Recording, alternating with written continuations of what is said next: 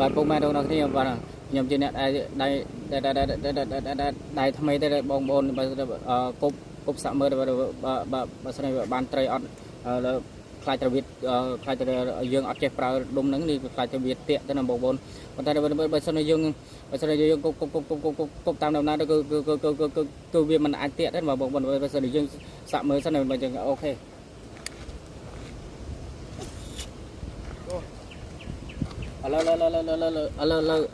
លើតាក់មែនបងប្អូននេះ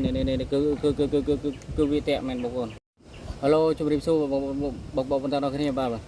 ជួបជាមួយខ្ញុំអ្នកបកត្រីស្រែទាំងអស់គ្នាឥឡូវយើងមកដល់ប្លង់ថ្មីទៀតហើយឥឡូវយើ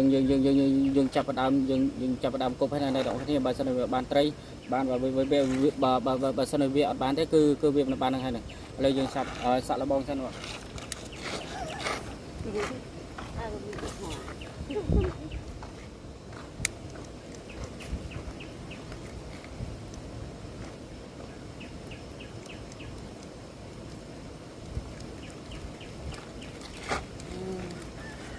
đôi ăn min không theo bằng bằng rồi rồi bro về ăn min tray